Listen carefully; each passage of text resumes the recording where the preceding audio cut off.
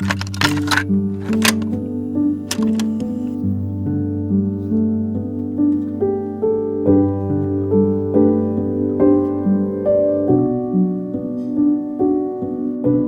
everyone, welcome back to another video and day 10 of Cozimas. We are approaching the end of this little video challenge and I've been having so much fun. I have been working the past 2 weeks to kind of set up and plan out what journals I'm hoping to use in 2025. So I thought today I could kind of just go over them, do a bit of a chatty overview about all the journals that I plan to use for the new year. So as of right now, these are the 4 journals that I am taking into the new year. Some of them have been started in previous years, some of them are new. We're going to go through each one specifically, what the purpose is of the journal, if there's anything new that I'm trying out, if I'm carrying it over from 2024, and all the details. So I hope you enjoy this video. Let's chat about my 2025 journal lineup. So before we get into all the journals that I will be bringing into 2025, I do want to kind of reflect a little bit and share with you all the journals that I consistently kept in 2024. So these are all of my journals from 2024. There's quite a lot of them, and most of these are either like partially filled or almost completely filled. I think maybe this is a better visual here. I do have some other journals that I use from time to time for random miscellaneous things, but as for like journals that I am consistent with and consistently use and keep up with, these are the main, and there are actually 3 types of journals that I mainly use, and I just have a couple of each of them. So we'll start with my bullet journals for 2024. I feel like that's probably the main standard journal that people are familiar with, and I recently uploaded a video sharing my bullet journal flip through from 2024 if you want to go watch in depth. These were the 2 bullet journals that I have used this year, this one from January to May, this one from June until now. All of the journals that I'm showing you in this video I think are from Notebook Therapy, of course, and I'll put all the details down below if you want any of the specific journals. I just love Notebook Therapy's quality and their brand, and yeah, it just works for me, so I get very excited to order from them each year. So these are my 2 bullet journals. I feel like in 2024 I both kind of settled into a bit of a style and a bullet journaling routine, and also kind of found what worked for me and what didn't, and experimented with different things. I think there was a point in 2024 where I really wanted my journal to be a little bit more of like a memory keeping diary style, whereas in the past I've used it more for planning and tracking certain aspects of my life. Going into 2025, I still will be keeping a bullet journal because I just find it so helpful for me. I've tried using like pre-made planners, I've tried using digital planners, and I don't know, something about like physically writing things down just really helps for me to plan things out and remember and de-stress, and it's just one of my favorite parts of the day, to be honest, is updating my journals, planning things out for the day and the week. It just really helps me keep track of things. So I don't really see myself like switching from using a bullet journal in that kind of traditional way for a long time because it just works really well for me. And then I also absolutely love making my setups. Like, it's so much fun for me. It's a chance to be creative, and I just love art and making journal setups. So in some regard, I don't think I will ever stop journaling, but as for like planning out my life, the bullet journal still works really well for me, so that's what I'm going to stick with. There are definitely some new things that I want to try in 2025 just to be maybe a little bit more organized and just to keep track of things a little bit better. I'm definitely going to be switching away from the memory keeping, at least in my bullet journal specifically. I do want it to be more for planning and tracking, so I will continue to do my yearly setups and my monthly setups and weeklies, and those are kind of the main things that I include in my bullet journal. So these are the 2 that I filled up in 2024, and I will be carrying over my bullet journal into 2025. Here is the bullet journal that I will be using for at least the start of 2025. Definitely stay tuned because my next video will be my bullet journal setup video. Here is a little sneak peek at my setup. This is the Notebook Therapy Whimsical Woodland Edition journal with the white pages and the smaller size. The majority of the journals that I use, at least when it comes to my reading journal and my bullet journal, are actually this size. This is the A5 size. All 3 of these journals that I have here are all A5 journals. It's just kind of the standard, and I just find that it works really well for me. I like the amount I can fit on one page. I like the amount of pages. It's just a really great place to start if you're looking for like a specific size. The A5 is probably my favorite, but Notebook Therapy does also have these smaller sizes, which I did use for the first half half of 2025 in my bullet journal, and I did really enjoy it actually. It grew on me a lot. I kind of liked the coziness of it, and it was just fun to keep this journal. So you definitely can't fit as much on each page, which sometimes I think means that I don't have as much room for like decorations and whatnot, but I have decided to use the smaller journal at least for the first half of 2025. It depends on how many like weekly and monthly spreads I do, how long this one will last me, but I do suspect that I will be needing a second bullet journal for the second half of 2025, because ever since I've been like consistently bullet journaling, I've used around 2 A5 journals a year. So this one will only last me for a couple of months I think, but I just love it so much. I think it's so pretty. Definitely my favorite collection Notebook Therapy has ever done. It's just so whimsical and lovely, and I do actually have another journal that I'll be using that's also in this collection. So that is my bullet journal. I have so many videos on my bullet journal if you want to see certain monthly setups. Like I said, I just did my flip through, and in my next video I'll be sharing with you my 2025 setup,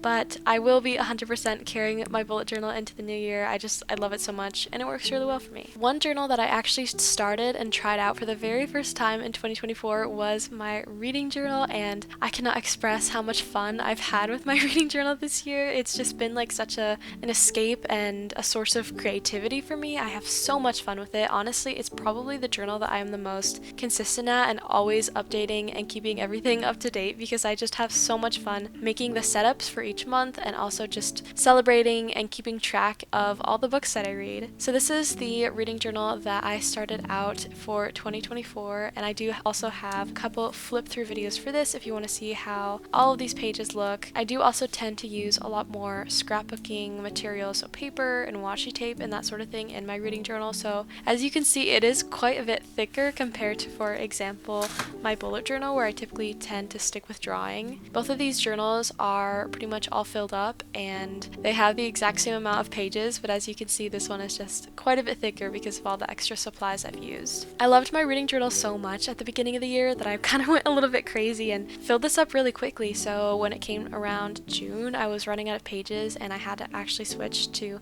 a second reading journal. So for about half of 2024, I have been using 2 different reading journals in tandem. This one has all of my yearly spreads for 2024, and then this one I just carried over to set up more monthly spreads and whatnot. As you can see, this one has also filled up quite a bit. I want to say I'm about like halfway through with it, maybe a little bit more. I didn't feel like starting a new journal though, just because I had so many pages left. I wanted to use them, you know, I want my reading journals to be all filled up. But this one is the journal that I have set up all of my 2025 spreads, which I also do have a video for if you're interested in seeing how my 2025 reading journal setup turned out. It's already here to go. I'm so excited to start using these spreads. I have about this many pages left in this journal before it all fills up, and I do think that that will happen probably like decently early in 2025. We'll see how many spreads I do. Maybe I can fit a couple of months in here. So whenever that does happen, I will be having to switch to a second journal, and I'll still use this one again in tandem because it has so many of my yearly spreads. So this journal I used for about half of 2024, and I am carrying into at least the first part of 2025. This is where I've set up all my beginning of the year spreads.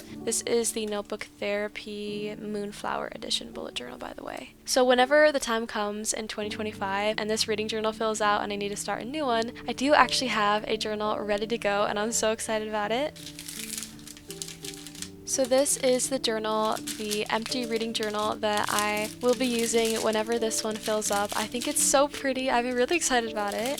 This is the Moonlit Spells edition bullet journal, again from Notebook Therapy. Look how beautiful it is. There's something so satisfying and just stunning about empty journals that are waiting to be used. I had actually originally ordered this journal with the intent of using it as my bullet journal for 2025, but when it arrived I just realized that it was just like screaming reading journal. I had to save it for that, and so now I just have it lying around ready to go whenever this one does fill up. I also kind of like that these match a little bit, so I think these will be fun, and these will be probably my 2 reading journals for 2025. When the time comes and I do need to set this up, setup. I'm sure I'll do a video about it, but I'll probably just do the same thing that I did when I was switching to this journal. I basically just carried on and just started using this journal as if it was an extension of this one. But that is my kind of reading journal plans for 2025. I just loved using a reading journal so much. It was definitely a huge highlight of my year, and I'm glad you guys have liked it as well. I 100% will be continuing to use a reading journal in 2025, and I don't really see myself stopping anytime soon, so I'm very excited about reading journal setups and plans for 2025. Definitely stay tuned because I will be continuing to do individual monthly setups and individual spreads for books and TBRs and all that sorts of things, so I'm really excited about that. And then the last journal that I used kind of consistently in 2024 is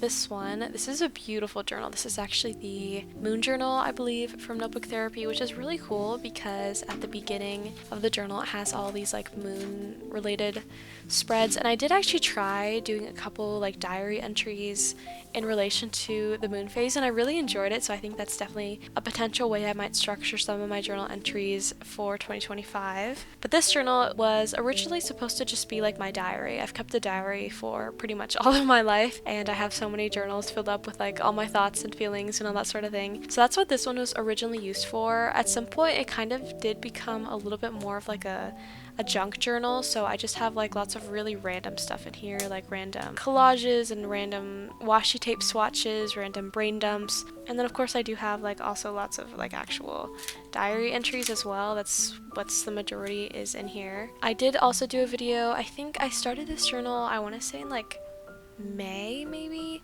and so I did create like a little intro for it, and so I obviously won't show most of this journal because it's just like my diary, but I do also have, like I said, random like swatch pages and journal pages and that sort of thing. And that is what I planned to continue using this journal for in 2025 because I have a lot of empty pages left. So as of right now, I plan to use this journal again as kind of just like an extra journal. It's actually a really handy thing to have in terms of like anytime I want to swatch certain supplies, or I don't know, just test out things, practice drawings, even just brain dumps. I have all these like random little planning pages that I would do in my bullet journal, and I kind of just want that to go here. So nothing in this journal is going to be like necessarily pretty, and I probably won't show it again, but it's always handy just to have an extra journal for that sort of thing. So that's what this one is. I don't really know what to call it. I've heard some people call this like a junk drawer journal, so it just has like all the random miscellaneous things that don't really fit anywhere else, and that is what I'm going to use this for 2025. So because I am no longer keeping this journal as a diary, and because I am kind of kicking out all my memory related spreads from my bullet journal, I did need a new journal to kind of add more of my diary and memory style spreads, because I discovered that I absolutely love making like little photo collages for trips and activities and events and that sort of thing. So I will actually also be starting a new journal in 2025 that I've never done before, and I'm really excited about it. And that journal is a traveler's notebook, which is so fun. Like I mentioned earlier, and like I've shown you from talking about all of these journals, I pretty much only have used an A5 sized journal. I've never used a traveler's notebook before, and I've only set up one spread in this so far, which is just a little cover page. Here it is. It's nothing crazy. I really love this size. It's really fun for some reason. Sometimes it feels kind of daunting how big the A5 size, just for a little size comparison. Here is the A5 size journal. Here's the Notebook Therapy standard size. And here is the Traveler's Journal. So as you can see, it's quite small. It's the same height as the Notebook Therapy. I think maybe it has more pages, or maybe it's the same. I'm actually not sure. But as you can see, it's quite a bit like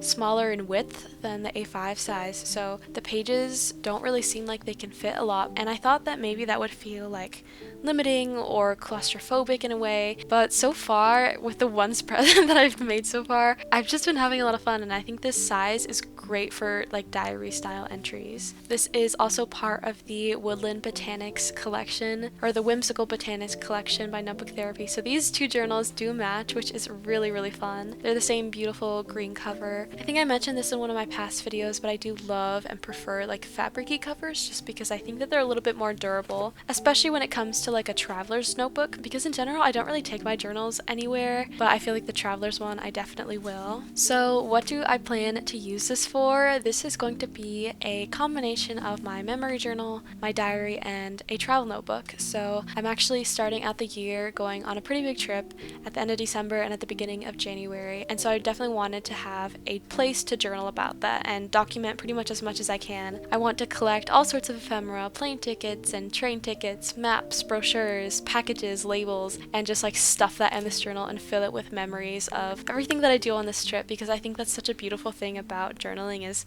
that like physical representation of all you've done and all you've thought and experienced. It's so cool, and I really wanted a separate place to do that. I've never kept a separate traveler's journal before. If I've ever done any sort of travel spreads, I've included them in my bullet journal, but this just makes so much more sense to me, and it's also nice because when I go on this big trip, this is the only journal that I'll bring, and it's just very like compact and small. There are quite a lot of pages in here. I don't know if this one trip is going to fill out this whole journal. I don't think that it will. So with the pages I have left, I'm going to use this journal as a diary and a memory journal where I can do like photo collages and even just like a very simple diary entry, maybe some moon related spreads. And I'm really excited about it. I think it's going to work really well for me. The concept, having it separate from my bullet journal, which is like more of the planning and tracking side of my life, but also this smaller size. I have seen a lot of people who do keep diaries and this type of journal do tend to use a traveler's notebook, which I feel like does make a lot of sense. This journal also has brown paper, which I've never used before, like in an entire journal. I've only ever used like fully white paper notebooks, so this is also really cool to me and so far really fun. Like I said, this is the only spread I've set up, but just like the way the gold pen looks on this paper I think is really cool, and that's going to be a whole lot of fun to kind of experiment with. I also don't know if this will last me the full year. I feel like it probably won't, just based off of